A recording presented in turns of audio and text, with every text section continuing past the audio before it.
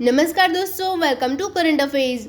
Now इस video में मैं आपको बहुत ही सरल भाषा में बताऊंगी कि रॉकेट फोर्स क्या होती है, रॉकेट फोर्स का कॉन्सेप्ट क्या है और आजकल रॉकेट फोर्स जो ये टॉपिक है न्यूज में भी क्यों है। नाउ रिसेंटली आप सब लोगों ने सुना होगा कि हमारे जो चीफ ऑफ डिफेंस स्टाफ है जनरल बिपिन रावत साहब, इन्होंने ये कहा है कि भारत बहुत ही जल्द बनाएगा रॉकेट फोर्स। इस पर हम सीरियसली विचार कर रहे हैं और इन्होंने कैटेगरिकली ये कहा कि दो थ्रेट है भारत के सामने, पाकिस्तान और चाइना। दोनों को काउंटर करने के लिए रॉकेट फोर्स की आवश्यकता पड़ेगी भविष्य में। नाउ ये इनकी जो स्टेटमेंट है किस कॉन्टेक्स्ट में दी गई ये भी जानना काफी इंपॉर्टेंट है।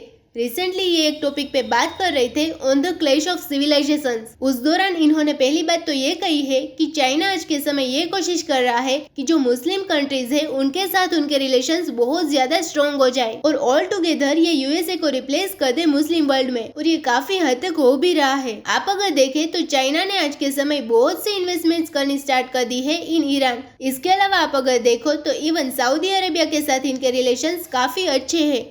सीपेक के बारे में आप सबको पता ही है, पाकिस्तान ऑलमोस्ट एक इकोनॉमिक कॉलोनी ही बन चुकी है चाइना की। और फिर हमारे चीफ ऑफ डिफेंस स्टाफ ने ये कहा है कि बहुत ही जल्द आप देखोगे कि चाइना अफगानिस्तान में भी एंट्री लेगा। मैं भी ऑनेस्ट बहुत इंटरेस्टेड हूँ इस पर्टिकुलर एस्पेक्ट में कि क्या वो देश जिसको कहते हैं ग्रेव यार्ड ऑफ एम्पायर, क्या ये एक और कब्र खोदेगा यहाँ पर चाइना की, या फिर चाइना फाइनली वो एम्पायर बनेगा जो यहाँ पर अफगानिस्तान को बहुत ही लंबे समय तक काबू में रखेगा। That will be very interesting to see. खैर हमारे सीडीएस ने यहाँ पर ये कहा है कि भारत के सामने चुनौतियां बहुत सारी है। पाकिस्तान एक तरीके से प्रोक्सी है चाइना की। चाइना खुद हमसे मोस्ट प्रोबेबली लड़ेगा नहीं, ये लोग पाकिस्तान के थ्रू ही कोशिश करेंगे कि हम बिजी रहे यहाँ पर, और जो भी कल को कैजुअलिटीज हो वो इंडिया पाकिस्तान ही उठाए। तो नीड आज के समय ये है कि हम फ्यूचर वॉर के लिए प्रिपेयर्ड हो। फ्यूचर वॉर में क्या होगा कि मेन रोल प्ले करेंगे रॉकेट्स, मिसाइल्स, और उसके लिए हमको चाहिए होगी एक प्रॉपर रॉकेट फोर्स। नव रॉकेट फोर्स का जो कॉन्सेप्ट है दुनिया में कई कंट्रीज ने अपनाया है। सबसे फेमस इसका एग्जांपल है चाइना का।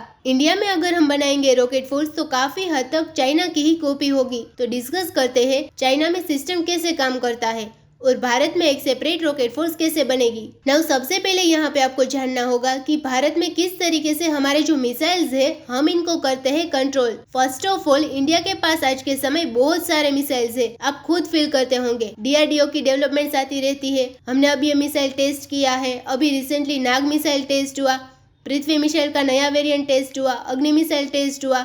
तो आप अगर देखो तो ओवरऑल आकाश, उसके अलावा नाग मिसाइल्स, फिर यहाँ पे अग्नि के बहुत सारे वेरिएंट है, 1 2 3 4 5 का टेस्ट बहुत जल्द होने वाला है। उसके अलावा आप अगर देखो फिर के मिसाइल फैमिली अलग है, सागरिका मिसाइल है हमारे पास, फिर सूर्य मिसाइल की बातचीत चल रही है। इन द फ्यूचर हो सकता है कि सूर्य मिसाइल हम बनाए, फिर एक शौर्य मिसाइल है, ब्रह्मोस के भी हम बोल सकते हैं। तो हमारे पास मिसाइल्स बहुत सारे हैं। अब यहाँ पे आप पूछोगे अच्छा एक मैंने नाम सुना है स्ट्रेटेजिक कमांड, तो क्या स्ट्रेटेजिक कमांड को संभालती है सारी मिसाइल्स? तो इसका आंसर है नहीं।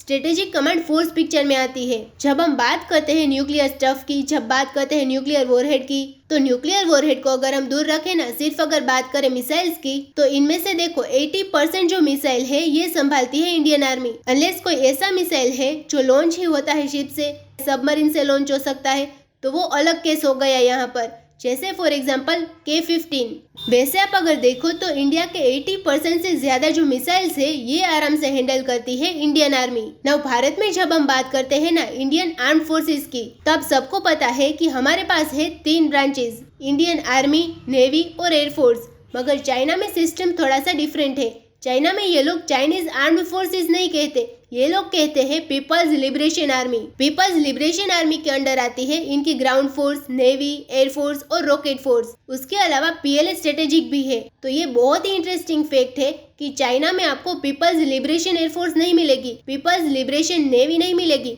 ऑफिशियल जो नाम होगा वो इसका ये होगा People's Liberation Army navy, People's Liberation Army air force.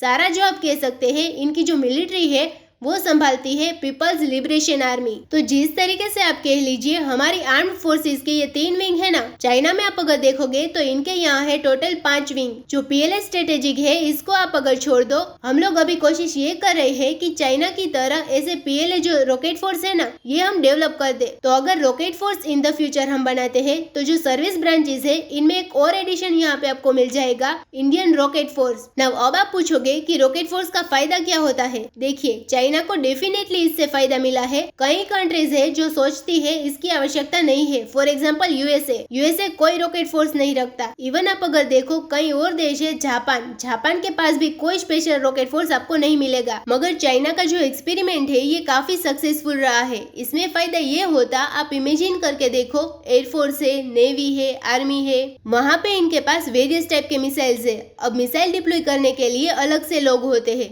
Missiles को हैंडल करना ऐसा नहीं है कि कोई भी आप सुधर को कहोगे कि चलो उठो 4 सुधर उठो, ये ब्रह्मोस मिसाइल को कैरी करो। नहीं, मिसाइल कैनिस्टर को कैसे कैरी करना है, क्या उसकी रिक्वायरमेंट होती है, किस टेम्परेचर में मिसाइल रहेगा, अपने आप में ऑल टुगेदर साइंस होती है। मिसाइल को किस तरीके से लॉन्च करेंगे, क्या मिसाइल फंक्शनिंग करने की कंडीशन में है या नहीं, क्या ये सब डिसाइड कर पाना एक अपने आप में पूरा काम होता है। और इसीलिए एयरफोर्स, आर्मी, नेवी में आपको काफी बार अलग से टीम दिखेगी, वो ये सब काम संभालती है। नाउ अब इमेजिन करिए कि अलग से एक ब्रांच बन जाए जिनका सीधा काम ही हो मिसाइल लॉन्च करना। कल को पीएम को बात करनी है ना कि सीधा मुझे मिसाइल लॉन्च बताओ कि क्या क्या ऑप्शन है हमारे पास, एयरफोर्स के पास क्या क्या ऑप्शन है, नेवी के पास क्या ऑप्शन है, ग्राउंड फोर्स के पास क्या ऑप्शन है। सीधा हमारे पीएम उस आदमी से बात करेंगे और बहुत ही आसानी से जो डिसीजन मेकिंग प्रोसेस है ये आगे बढ़ पाएगा। तो इसीलिए काफी यूजफुल हो सकती है एक मिसाइल फोर्स। मिसाइल फोर्स के अंडर ये सारे के सारे मिसाइल्स आ चुके होंगे। मिसाइल फोर्स के जो लोग हैं ये मिलके काम करेंगे काफी बार एयरफोर्स और आर्मी के साथ। मगर इनकी आप कह सकते हैं खुद के बहुत सारे लोग हो जाएंगे, खुद के इनके बहुत सारे जवान होंगे। जो इनके ऑफिसर्स होंगे उनका सिंपली एक ही काम है, वो हैंड टू हैंड कमेंट नहीं करेंगे, वो दूर कमरों में बैठ के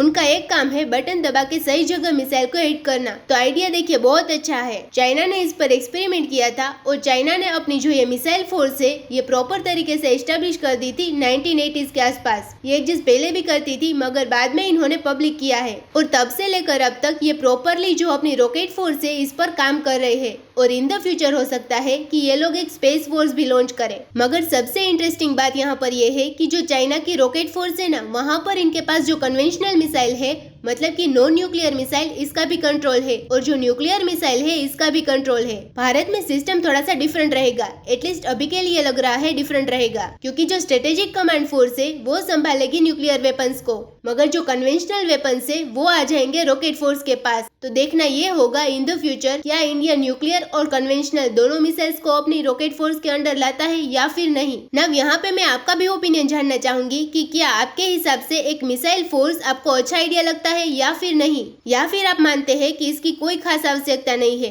तो कमेंट सेक्शन में जरूर लिखिएगा। तो इसी नोट के साथ वीडियो करते हैं खत्म। उम्मीद है यहाँ पे आपको काफी कुछ जानने को मिला होगा। Thank you for listening.